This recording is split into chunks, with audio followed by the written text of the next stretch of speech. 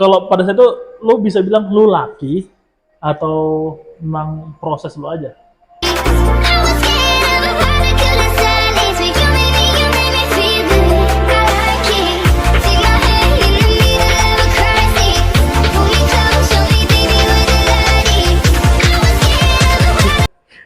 Ya secara modal mungkin BEP. Ya. Tapi kan kalau ngelihat dari progres dari 20 juta nih balik ke naik ke 100 juta kan berarti kan naik 5 kali lipat. Iya. Gitu. Berarti ya sebenarnya dari awal udah jago sih. Enggak juga, itu kan karena market beli apapun naik ya. Ditambah waktu itu pakai limit dia belinya. Jadi kan waktu itu kan Sekutus kenceng kasih limit Ya, kan waktu itu benar, pas benar, Covid kan. benar, Jadi benar. beli ini limit, Benar. Dipentokin aja lah Iya, ya. dapat cuan 2 juta, sell. Ya kemudian sebulan dapat 30 juta saat itu. Oke. Kalau pada saat itu lu bisa bilang lu laki atau memang proses lu aja? Balikin Kalau 20 ke 100 itu. kalau aku bilang sih itu apa ya? Jawaban dari kesedihan aku ya. Jadi aku ingat saat itu ketika aku rugi kan, Nah, aku selalu bilang ke diri aku kan, aku kalau sholat Jumat gitu, aku Oke. selalu nerapin masuk ke celengan gitu. eh, Jadi nilainya meskipun aku ragu jangan dikurangin, tetap segitu aku masukin. oke. Itu rutin tiap Jumatan aku masukin sampai pada akhirnya ya mungkin itulah jawaban dari doaku ya, Iya. kayak gitu. Sebenarnya kalau bicara BEP lebih enak di 2021. Di 2021 itu yang cuan itu ditambah dalam waktu 6 bulan itu bisa dapat sekitar 100 juta lebih. Karena waktu itu kan rame bank digital ya. Ya, Itu enak kali itu trading di benar, sana. benar. Dapat di apa ya? Saya lupa sama di bank digital apa, sama juga MNC becap dulu. Kenceng kali. Oke, Bicap, Bicap Ya, Bank Capital. MNC. Kalau MNC punya BABP, Ya. ya kan? Arto, Arto juga nggak ngikutin sih, bank digital lain ngikutin yang kecil-kecil. BBYB, Ya, BBYB ada ngikutin. Agro, Ya, Befik ya. Lagi punya mobil digital lah, pokoknya naik semua saat itu. Oke. Nah, mungkin kalau berarti kan dengan panjangnya, bukan panjang sih ya, termasuk pengalaman lu yang dari 2018, 2020, 2021 gitu kan. Kalau lu bisa balik lagi ke 2018, lu mau jadi maksudnya bukan mau sih, jadi gimana cara lu yang lu bisa simpulin jadi trader yang versi lu sekarang, tapi balik 2018 gitu. Jadi artinya ya kesalahan lu apa aja ya nggak usah lu lakuin lah harusnya. Kesalahan yang jelas pertama, kalau awal-awal trading itu dana sekecil mungkin. Oke. Misal 500.000, 1 juta. Dulu kesalahanku trading itu pakai dana 5 juta, 10 juta. Oke. Itu menurutku udah gede. Oke. Ditambah kesalahan nomor 2, aku beraninya masuk 100 juta. Oh, Apalagi pakai dana panas dari orang tua itu. ya, Untungnya bisa kebalikin untungnya. untungnya. Ya, itu kesalahan. Pokoknya jangan pakai dana panas, terus top up lah sekecil mungkin buat trading gitu. Kalau awal-awal, nanti belajarnya step by step gitu. Nggak bisa kayak anak tangga, lu nggak bisa langsung loncat ke pucuk. Pelan-pelan, dilaluin pelan-pelan proses step by stepnya gitu. Ya. Nah, jadi kalau mungkin ya yang bisa lo kasih masukan berarti kan ke teman-teman, ya udahlah belajar dengan modal paling kecil dulu aja yang lo sanggup. Apakah itu termasuk kategori yang kita sanggup uang hilang atau gimana, bro? Dalam trading, dalam investasi, apalagi saham dan market lainnya, misalnya crypto, forex, uang yang masuk di RDN itu uang pasti siap hilang. Oke. Karena pengalamanku 5 juta tinggal 1 juta di 2018. Jadi ketika dana itu di RDN, kalian siap hilang. Karena kan awal-awal trading itu kalian nggak bisa ngatur emosi. Kalian pikir dengan loss segini, kalian lanjut trading bakal balik. Enggak, bakal lebih parah lossnya. Ya. Jadi ya, buat teman-teman trader yang di awal-awal mengarungi dunia market, ya harus siap rugi di awal. Itulah biaya belajar kalian dalam trading. Tapi biaya belajar kan bisa diminimalisir resikonya gitu. Ya. Lebih ke itu aja sih. Oke. Nah mungkin satu lagi, bro. Yang lu saranin ya, karena kan ada nih efek dari bocil-bocil kripto ya. Masih mumpung keingat, market itu tempat nyari duit atau tempat melipatkan, menggandakan duit, bro. Oke. Kalau untuk awal-awal di market, jangan pernah berpikiran melipat gandakan uang. Oke. Cari uang boleh bikin kayak gitu. Oke. Cuma harus siap juga dengan hilang uang. Oke. Karena prinsip kita di dunia market, ya kita kayak berbisnis. Ada untung, ada rugi. Nggak selamanya untung, dan nggak selamanya juga rugi. Betul. Jadi ya lebih ke finding money, cari uang, tetapi kita harus berusaha keras. Berusaha kerasnya apa ya? Belajar, evaluasi, pelajarin charting, teknikal, pelajarin volume. Itu semua dipelajarin semua hingga nanti terbentuk kata-kata awal make money. Finding money, mencari uang. Nanti setelah paham baru bisa melipat gandakan uang. Ya kalau nggak jago, anggaplah karena menang di fase uptrend. Ketika downtrend habis, yakin aku 100%. Gitu. Oke. Nah, kalau cerita trading cara lusannya screening gimana sih, Bro? Screening sih yang jelas pertama ketika market closing selalu ngecek top gainer, top loser, top volume. Itu aja. Dari screening kayak gitu nanti dapat nih mana-mana yang uptrend, mana-mana yang downtrend. Mungkin downtrend dia bisa reversal kayak Cam kemarin kan. Cam itu aku salahnya di pagi itu mantau nggak dari jam 9 pas. Mantau tuh udah lewat 3 menit udah loncat. Tapi karena ingat sehari 2 hari sebelumnya dia dibanting, padahal Cam fundamental bagus. Biasanya kalau fundamental bagus dia turun tanpa sebab bisa diserok dia. Diserok sehingga dia harganya naik. Nah, itu contoh case yang bantingan top loser gitu. Tapi kalau dia gorengan ya bisa reversal, bisa nambah dalam gitu. Itu kalau gorengan. Terus kalau dari top volume kayak apa ya, nickel kemarin. Nickel yang di 190 dia closingnya ya. Itu candlenya sempurna kan. Nah itu kan case-nya itu di jam-jam setengah 4 ada yang narik. Aku kepantau pas pre-close ya. Jam-jam 15.53 gitu. Aku lihat dulu candlenya. Oh ini penuh ini. Ditarik jam setengah 4. Volumenya gede. Volumenya spike. Nah atas volume spike kayak gitu, aku hajar margin saat itu. Paginya jualan. Paginya dapat 10% jualan kayak gitu. Itu dari volume gitu. Itu pun ngeceknya pas close market tuh volume gitu. Udah pantau tuh volume kan. Cuma yang nggak bisa itu paling broksumnya gitu. Kalau top gainer paling merhatiin misalnya apa sih yang uptrend chartnya gitu. Dibuka nih satu-satu. Misalnya oh ini naik. Tapi yang liquid aja gitu. Yang nggak liquid nggak usah diperhatiin. Karena kalau nggak liquid kan bisa masuk nggak bisa keluar gitu. Betul. Nah jadi dicek aja paling ke chartingnya gitu. Time frame harian gitu. Karena dengan kalian belajar time frame harian, kalian nanti belajar charting juga. Ini uptrend nggak? Ini dia uptrend tapi diombang-ambing nggak kayak gitu. Kan biasanya kan ada pola-polanya kayak gitu. Dan suatu pola itu bakal terulang ke depannya. Itu yang ku pelajarin dari 2020, 2021 kayak gitu. Nah, kalau cara lu trading baik buat trading plan, entry buy, level cut loss. Oke, pertama mungkin kita bicara jalannya dulu dari cut loss ya. Kalau dari cut loss gitu, aku pertama nerapin dari rupiah. Jadi misal nih teman-teman entry dana 100 juta, siap nggak cut loss 1 juta, 1% berarti.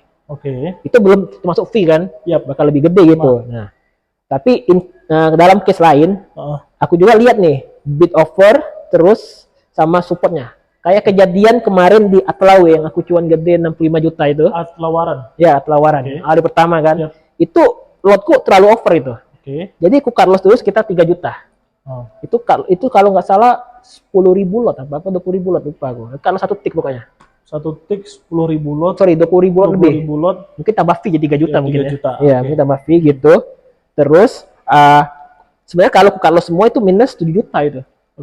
Aku lupa berapa tik kayak gitu. Kita 2 tik, 3 tik, tapi lotnya 20.000 seingat gue. Kayak gitulah ya. Nah, jadi kenapa tujuanku cut loss? Karena porsinya over.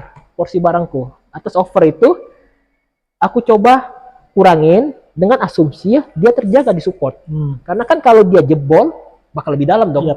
Dari porsi rupiahnya kan. Nah, untungnya pas ku tahan gitu, dia ngebreak. Pas ngebreak, ku tambah lotnya. Dari semula yang sisanya mungkin 10.000 lot, ku tambah endingnya 50.000 lot. Dan jualan juga jangan jualan satu tick selesai, itu capek doang. Misalnya kan pertama kan kalau semua kan 7 juta. Satu tick jual dapat 10 juta misalnya, 5 juta 10 juta. Ya udah itu satu banding satu rewardnya. Ku tahan terus sampai dia putar arah. Tapi biasanya kalau waran-waran kasar kayak gitu ya, paling-paling peaknya di 50 harga mentoknya gitu. Nah, itu kan pertama dari segi rupiah, Ya. charting juga, bid offer juga kayak gitu. Terus kalau trade plan dia break resist, nah belilah dia sebelum nge-break resist. Oke. Jadi misalnya resistnya di 100 tuh. Ah, Daerah 96, 97, 98 tuh kumpulin. oke. Asumsinya biasanya kalau nge-break 102, 103 sentuh kan misalnya gitu. Ya. Nah, kalau dia nggak sentuh gimana? Seenggaknya lu bisa jualan di atas barangmu. Oke. Lihat, misalnya barangnya average 97, jualan 99 gitu. Ya. Tapi perhatikan juga porsi lot gitu. Ah, Terus dia nge-break 100. Nge-break 100, ya mungkin bisa jualan di 102, 103. Kalau dia naik lagi gimana? Biasanya kalau naik lagi dia ketan di 100 dia. Nah, terus ketan kayak gitu, ya udah aku hold kayak gitu. Cuma lihat lagi bid offernya. Kadang kelihatan dari bid offernya gitu. Misalnya bidnya itu kayak ada yang ngejaga, tapi offer ditebelin, ya itu Ya. turun biasanya. Hmm. Makanya itu yang sering bikin false break kayak gitu. Kayak gitu. Nah, berarti kalau misalkan tadi kan cerita mau mendekati resist 100 nih. Hmm. Lu ngumpulin dari 97, 96, 98, 97, 96. Level cut loss lu di? Lever cut loss itu kan 3 harga dipecah ya. Oke. Paling-paling 995 terakhir. 995. Berarti sizingnya dengan nilai rupiah yang lu siap cut loss. Iya benar. Oke. Karena gimana pun kan kalau kita trading, kalian harus mikirin nih, kalian sama nggak cut loss sekian. Kayak gitu. Aku selalu menerapkan, aku trading tuh misalnya, aku udah mencapai di level loss segini, aku stop. Kayak gitu. Meskipun siang ada yang naik. Kalaupun ada yang naik, aku paling kecilin lotnya gitu. Anggaplah kalian gatel kan, Ya, ya. taunya loss lagi. Tapi nggak apa-apa kan, namanya benar-benar. lot yang siap rugi gitu kan.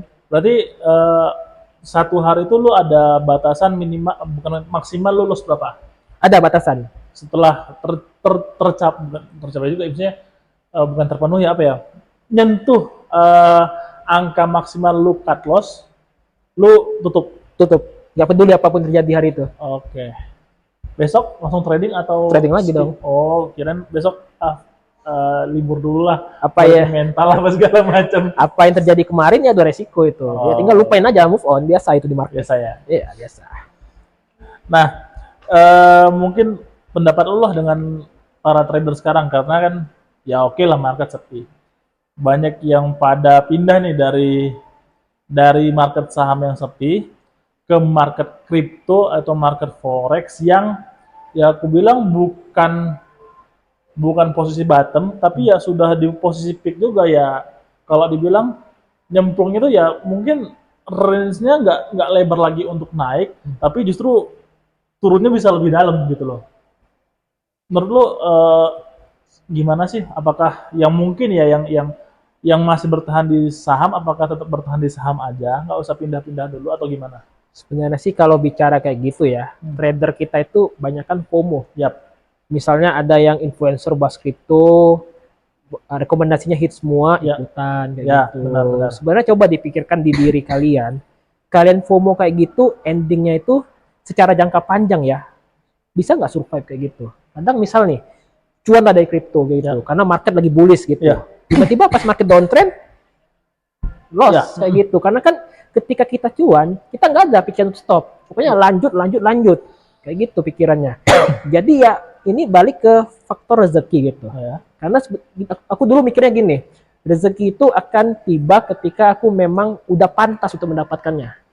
Mungkin saat ini aku pantas mendapatkan 100 juta lebih bagger dalam waktu awal tahun. Ya. Mungkin kedepannya bisa 1 M. Kita nggak akan pernah tahu. Nah itu kan kuncinya itu ikhtiar, usaha, kerja keras, tradingnya dievaluasi terus. Kenapa sih lu cuan? Kenapa lu cut loss? Semua itu dipelajarin. Ada reasonnya kenapa bisa cuan, kenapa bisa loss. Lu jago di trading bagian mana, trading saham-saham tipe apa. Itu ada semua reasonnya kayak gitu. Nah itu yang dipertajam kayak gitu.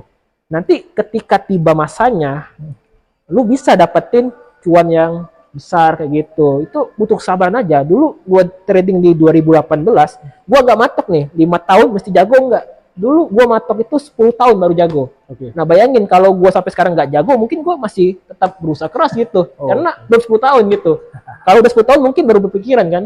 Berarti ada kepikiran nih kalau 10 tahun nggak berhasil nih, lu stop nih. Stop. Cuma ya aku percaya kan kalau kita udah berusaha keras, masa sih nggak berhasil? Benar. Ya kayak gitu aja. Oke, berarti ya tetap harus ada level cut loss puncaknya lah ya berarti ya. Pasti. Oh, oke, udah stop lah. cari yang lain gitu ya. Benar. Nah, pandangan lu tentang IHSG dan pasar saham sekarang? Kalau bicara ISG pasar saham sekarang, aku sih lebih nyorotin sepi ya. Oke. Sepi jiwa angka transaksi berkurang drastis kan dari Ya. tahun 2020. Ya. Tapi kalau secara charting ESG yang di level support sekarang, Ya. aku rasa sih is okay sih, nggak ada masalah. Nggak masalah. Karena kita kan berpatokan sama US. Ya. Selama pasar Wall Street masih oke, Yap. masih aman, ya nggak ada masalah sama kita, kecuali kayak 98 2008 kan, itu kan crash tuh kan US kan. Ya, Crash kayak gitu pasti ya crash. seluruh dunia ikutan. Nah, paling di situ aja, selama pasar US masih oke, ya kita oke juga. Itu kan kalau kita bicara bodohnya gitu ya. Karena aku kurang paham tuh makro mikroekonomi, tapi ya aku buat dasar gitu aja. Karena kan gimana pun kita trading tuh bukan ISG kan, kita trading saham-sahamnya. Nah, jadi kan kita sendiri nih yang nentuin risk manajemennya gimana. Kalau entry siap nggak rugi, kan kita sendiri nentuin. Gitu aja sih paling. Oke, yang mungkin yang terakhir sih, ini pertanyaan terakhir ya, kita tahu lah lo baru buat atau mungkin baru bangun platform Independent Traders .id itu kan. Nah, kedepannya dengan Independent Traders itu lo mau ngapain? Dan yang kedua, mungkin gimana cara dapat mentoring langsung dari lo? Kalau mungkin jawab nomor 2 dulu, karena jawabannya pasti grouping. Yang pertama mungkin karena Independent Trader ID baru merintis ya. Setelah ngumpulin beberapa anggota tim kayak gitu. Mungkin awal-awal sih mikirin konten-konten dulu kayak gitu, konten-konten yang edukasi kayak gitu. Pokoknya jangan sampai teman-teman jadi bego ya, karena orang-orang lain yang memberikan kalian dunia sesat market kayak gitu yang kalian percaya, itu kan pokoknya jangan sampai lah, karena hal-hal yang kayak gitu bikin kalian terjun di saham. Mungkin lebih fokus ke situ dulu. Nanti kedepannya mungkin ya di follow aja Instagram Independent Trader ID, bakal kami ada bikin gebrakan kayak gitu. Gebrakan, siap. Jadi teman-teman semua yang tertarik nih di mentorin langsung sama Engga, follow independenttraders.id, karena mungkin akan banyak info, banyak tips, trik di sana, dan bahkan mungkin gebrakan yang tadi Engga sebutin akan dimasukin ke situ. Pasti dimasukin. Siap.